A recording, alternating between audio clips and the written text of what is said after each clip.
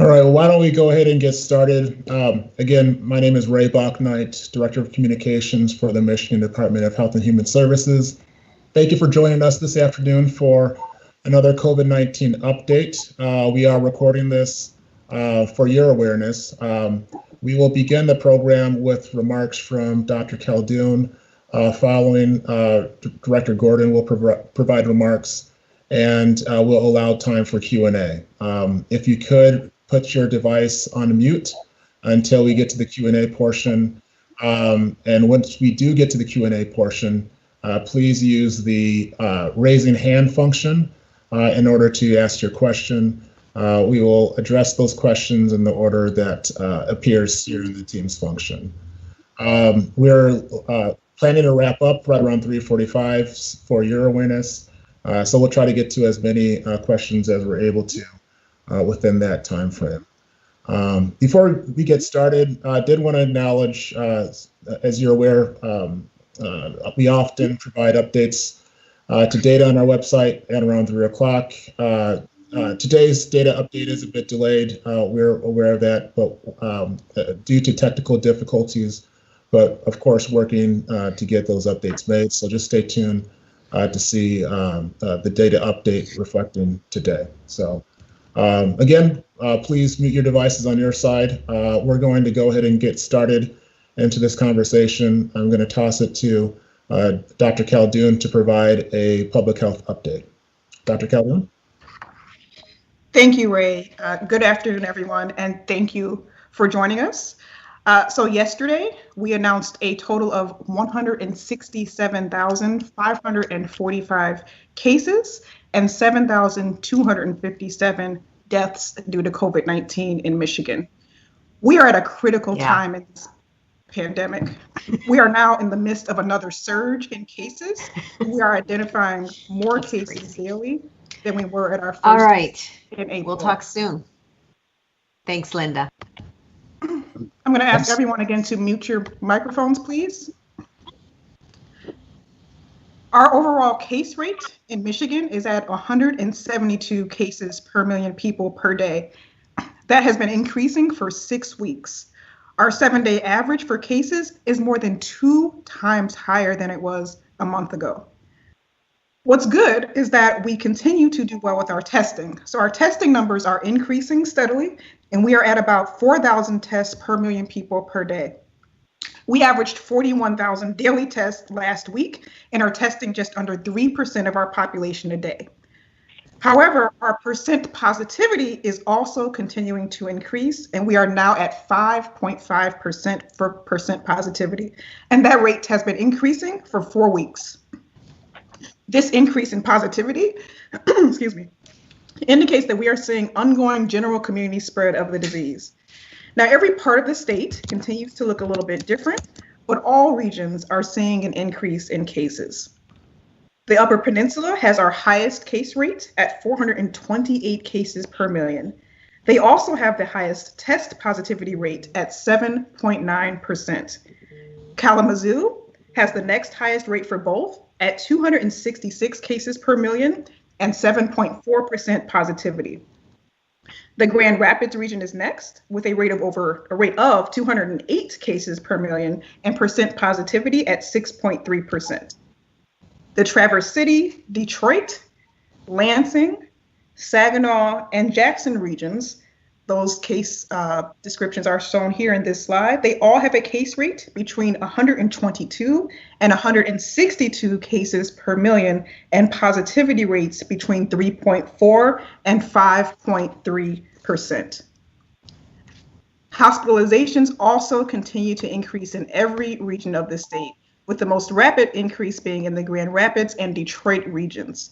With the exception of the Traverse City area, 5 to 10% of the inpatient beds in the state are being used to treat COVID-19 patients. As hospitalizations go up, we expect our deaths to go up shortly thereafter, and that's exactly what we are seeing. Our current 7-day average for deaths is increasing. On October 25th, that 7-day average was 19 deaths, twice what it was a month ago. We are also identifying more and more outbreaks. Last week, we identified more outbreaks than we have since we started tracking. There are 446 new or ongoing outbreaks that our local health departments are investigating. Top categories are long-term care facilities, K-12 schools, manufacturing, construction, and social gatherings. The good news is we are doing well with our flu vaccinations this season. So we set a goal at the end of the summer to achieve 4.3 million flu vaccinations this year, which is 33% more than we did last year. I'm pleased to say that we are already at 45% of that goal, and we continue to partner with pharmacies, clinics, and community-based organizations to expand access to vaccines, flu vaccines across the state. So overall, I'd say that the trends we are seeing are incredibly concerning. Cases, hospitalizations, and deaths are all increasing. And unless we all change our behaviors now, that will continue.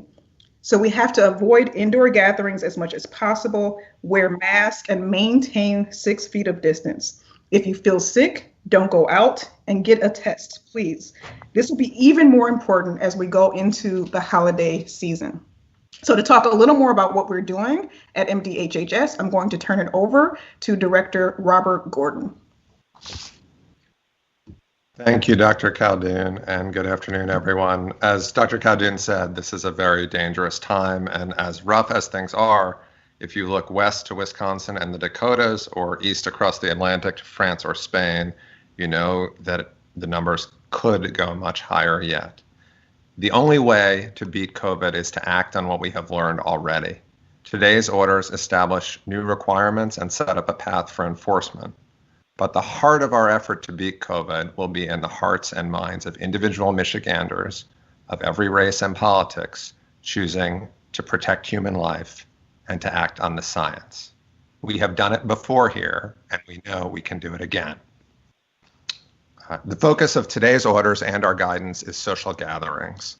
This includes weddings, parties, casual meals at home or in restaurants, and people just hanging out in these different settings.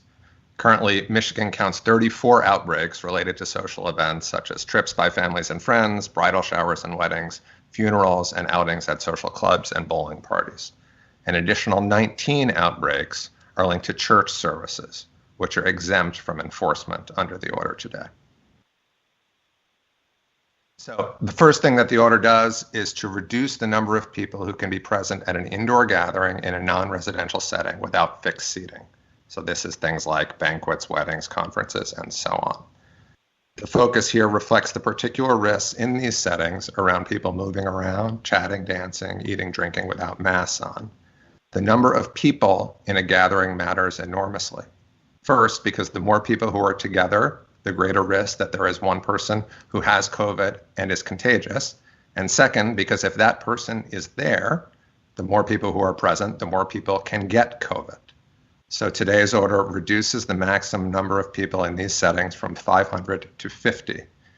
I should note that states like North Carolina, Massachusetts, and parts of Illinois currently have similar limits, many others as well. Second, the order limits the size of tables in restaurants, bars, and the kinds of social gatherings just discussed to 6 persons per table. The logic here is the same. The more people who are there, the greater the risk that someone has COVID, and the greater the number of people who can be infected. Other states with similar table size limits include Wisconsin, Illinois, Iowa, and Washington. Third, the order requires bars and restaurants to begin taking names and phone numbers in order to facilitate contact tracing.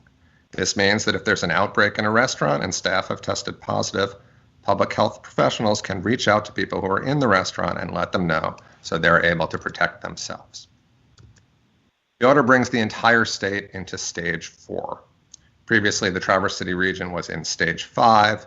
This reflects the growth in the number of cases in Traverse City, as Dr. J described, and it means that now gathering limits statewide are the same, and that children in schools statewide are required to wear masks.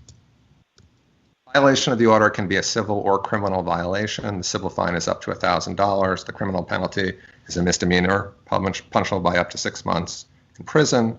Our strong preference, and that of our law enforcement partners, is education and voluntary compliance. Nobody is wanting to punish, but penalties are available as a last. Finally, I want now to share some the guidance that we're putting out. Actually, before I do that, this is just a slide that shows, again, the summary of what is in the order. This is the same slide we've shared previously. You'll see in the orange-brown new provisions that are changed in this order from prior orders. I want next, and before going to questions, to just take a minute with the guidance that we are also putting out today. I talked at the top about how fundamentally our success here will not be about orders. It will be about people making decisions to be smart and to act on science. The science here is clear. It is not speculation. Masks are protective, but only when you're wearing them. Physical distancing matters. Being outside is far safer than being inside. The bigger the group you're in, the more risk that one person has COVID and more others can get infected. Ventilation matters, voice level matters. And you can see here in the guidance that we are sharing today, those principles reflected. This is guidance around how we strongly urge people to act when it comes to social gatherings and decisions around getting together with family, including around holidays like Thanksgiving. We urge folks to get together outside whenever that is possible. The risks are much higher inside than outside. If you are inside, include no more than 2 households and never more than 10 people. If someone is sick, they absolutely should not be present. It's critical to wear a mask and only to take it off when you eat or drink, and then to put it right back on. Social distancing, limiting the amount of time that you spend with others in indoor settings. The more you work together, the more risk there is. Voice level matters. Makes a big difference whether people are speaking quietly or they are yelling or cheering. And it continues to be important to wash hands regularly and not share utensils. After gathering, if someone finds they're sick, they should get tested, and if they're positive, alert, or even when they're symptomatic, alert others who are present. With that, we are happy to take questions. Great. Thank you, Dr. J. Thank you, Director Gordon. We'll now accept questions in the order that we received them. Again, if you could utilize the raising hand function to allow us the chance to identify the questions that might be out there. Please, unless you are speaking, keep your device on mute. But of course, for those who have the question, feel free to unmute yourself. All right, we'll go ahead and begin with Beth LeBlanc. Hi, Dr. Gordon and Dr. Khaldun. A quick question. Do you feel that these measures are enough to curb this really rapid spread, or do you anticipate further restrictions will be needed in the coming days? If people do what they need to do and follow not just the orders, but the guidance in this that we've released today, we believe we can get the number of cases down.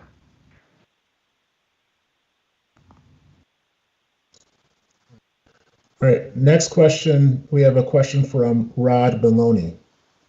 Yes, Director Gordon, just curious, when asking restaurants to take names and phone numbers for contact tracing, I'm just curious about, one, whether they will be required to do that. If they don't, what is the penalty? And third, what is the fine line between civil liberties and protection from the virus? And so I said, this is an order, so these are requirements. We're talking about businesses, restaurants, bars that are already regulated businesses that operate under a lot of rules, and they operate under those rules to protect public health so that they can operate and so that all of us can be safe.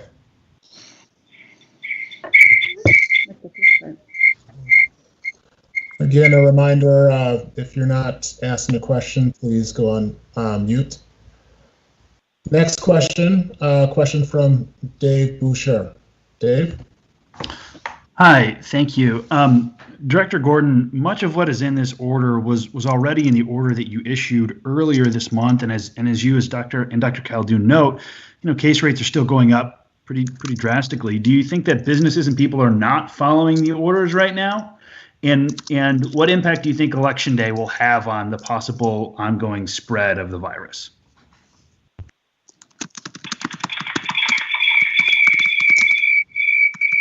I think the way we will succeed is if all Michiganders do their part. And that's why we're talking not just about orders, but also about people doing the right thing for themselves, for their loved ones, based on the science. If people do that, we have successfully in the past brought the number of cases down, and that's the way that we can bring cases down again.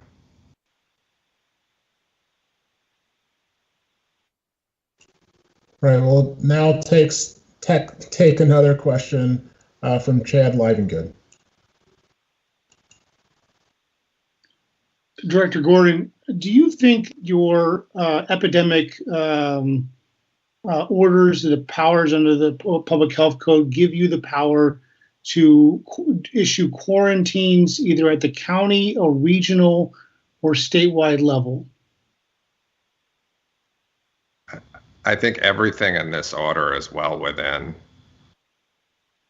the epidemic authority of the Director of the Department of Health and Human Services. This was an authority that was put in place by the legislature after the Spanish flu, after a time when the health department had issued significant numbers of, when there had been significant public health actions. I think if you look at the history, not only here, but around the country, public health departments take action to fight epidemics, including around quarantine and isolation. This is what public health departments do during epidemics. But does this give you the power to issue a quarantine or stay-at-home order at any level? City, county, regions, the whole state? I'm not going to get into a lot of hypotheticals. I will say that what we are doing is entirely in line with, as you know, what is going on in states around the country and with longstanding history around the response of public health authorities to epidemics. There's an old line: the Constitution is not a suicide pact, and public health departments exist to enable people to survive in these very difficult times. Well, now move on to the next question. Next in the queue is Mike Wilkinson. Mike? Hi, thank you. Currently, the state reports school outbreaks by both the number of outbreaks and the number of people who are infected. It's somewhere around 80 outbreaks and over 4,000 people. With the social gatherings, you mentioned there were 34 outbreaks. Can you give us some perspective how many people that involves? Is it a couple dozen? Is it a couple thousand, if you know? Sure. So among the 34 for bridal showers and weddings involved 3 to 10 cases, funerals involved 9 to 22 cases, other types of outings involved 6 to 19 cases. Thank you. And I should have also mentioned the press release, which all of you should have received. If you did not receive the press release we sent out moments ago, please contact Lynn Sutphin. We also have information related to the outbreaks in that press release as well. Next in the queue, we have Kim Russell. Hi, my question is, do these limits on social gatherings, the numbers, impact polling locations, ballot tabulation centers, anything that has to do with the election? We are committed to ensuring that election operations are able to continue as necessary, and we'll work with the Secretary of State to ensure that that happens. Does that mean that there could still be some impact with these orders, or it's in the works? I would say we will make sure that we will make sure that they are able to do their work in the way they need to do their work. Obviously, I actually think that there's an explicit there's an explicit limit in the gathering limit for for election activities. So it's actually explicitly covered and exempted. Should have caught that to begin with. So there's your answer. Right. And before accepting multiple questions from an outlet, we'll first jump to the last two. There are two others in the queue that haven't, and then if we're given time, we'll jump back to you, Beth. So next in the queue that hasn't asked the question is Jonathan Elsting. Jonathan? Thank you. I just wanted to follow up on Chad's question on Director Gordon. You said, the state has brought down cases before, but it did so with quarantines, with a stay-home order. Why are you not considering that kind of measure at this point, considering the case rate is, quite high compared to where it was in March and April? I guess I just, thanks for the question. We're taking targeted actions via the order to address areas that are particularly severe sources of spread. And we are issuing guidance that is a very clear roadmap for what we need to do to bring cases down. And if all Michiganders can honor that guidance and make those hard choices, we can bring cases down. I can't tell the future about where we will be in the future, but those are the actions we are taking now. And I do believe that if all Michiganders follow that guidance and follow these orders, and we get robust compliance with the letter of these rules and the spirit behind them, we can get cases down. If I could follow up, I'm just wondering, have you learned that perhaps a different approach is, different approach, more targeted approach is a better way to proceed right now than it was early in the pandemic? I think we know so much more now than we did in March. We know about the power of masks, and that enables people to engage in a range of activities that weren't possible then. So I do think we are better positioned by the science and by experience to live fully, or to live more fully, in a way that we couldn't in March. All right. And we're going to work to wrap up with the last few questions we have here. First, going to those who haven't asked questions yet. Next, we have Mid-Michigan Now. Yes, hello, this is Dave Bondi with Mid-Michigan Now. You can hear me okay? Yes, we can. Okay, question. Out of the cases we see every day being reported, is there a way to tell how many of the reported positive cases are asymptomatic versus people with symptoms? Is there a breakdown of that available at all? And if not, why not?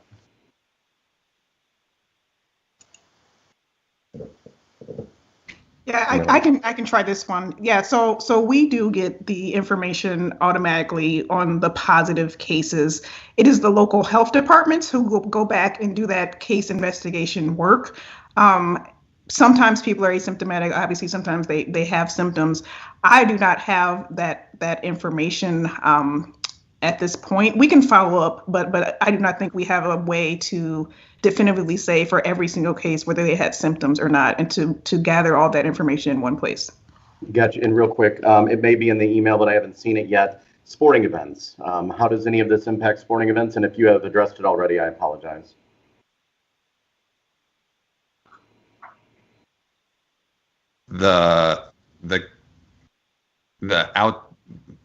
Most sporting events have, most sporting events have, in a stadium would have fixed seating, and indoor and outdoor fixed seating events are not affected. Thank you. All right, just with the few minutes we have, just a couple more questions. Next, Kylie Ambu. We've heard over the past few months, if people can wear masks and distance and do all of these safety precautions in X number of time, we could see better results. Do you have a timeline that you're looking for in placing these new orders that things might seem to turn around? I don't. I think we're going to have to, we review the data on a regular basis, and we're going to have to do that. And so, it is I've said that it is our hope that if people robustly follow these orders, that we will begin to see a turn. And if we don't, we're going to have to see where we are. All right. And then the last two questions we had, as we are wrapping up, we'll just accept the last two. One from an individual who hasn't asked a question, and then Beth will come back to you. The others we'd be happy to address offline. So David Edgar, I don't believe you asked a question yet, so please go ahead. Thanks. Wanted to ask, in the spring, the state restricted medical procedures at hospitals to essentially essential procedures. Is that something you may look at here to free up beds in hospitals? So that's a great question. We are working very closely with our hospital partners, regular communications with them about their hospital operations, what they're seeing on the ground. It's really important that we work closely with them because they understand what they can do as far as shifting their beds around and staffing. We do not want to go back to a place where where hospitals need to limit their non-time sensitive procedures. We want people to get their vaccinations and their routine medical care for diabetes and high blood pressure. So we are continuing to work with our hospitals to make sure they have sufficient capacity. We are not at the level where we were in the spring. The hospitalizations look different. We're most of them are actually outside of Southeast Michigan at this point, but we are continuing to look at that and work with our hospital leaders. All right, and this is the last question, given the time. Beth LeBlanc, please go ahead. Thank you, I appreciate it. Yeah. Did you guys have any talks ahead of this order with like the restaurant association? Did they collaborate at all in these plans, or are they aware that the plans came out? Yes, they're aware.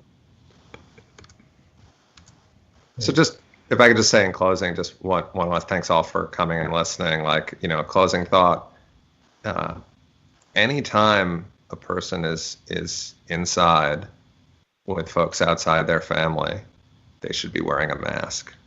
And if they take it off, they should take it off for the shortest possible time and be aware that while it's off, that's a period of risk. And they should do everything in their power to honor 6 feet of social distancing. And it means that every time you're going into a setting with people outside your family, outside your home, and you're going to be near to others, it's something to think very hard about, because we're in a moment where there's a lot of COVID in Michigan, and those settings are creating a lot of risk. So we got a lot of rules in this order. We have very clear guidance, but ultimately we need people to be smart, to follow the science, protect themselves, their families, and all of us. Thanks. Great. Thank you, Director Gordon. Thank you, Dr. Khaldun, for joining us. The press release did just go out moments ago, so you can find plenty more information there. Included in the press release, you'll find an infographic, a fact sheet, and additional information as well. So to everyone who joined us this afternoon, thank you again, and we will be in touch. Have a wonderful afternoon.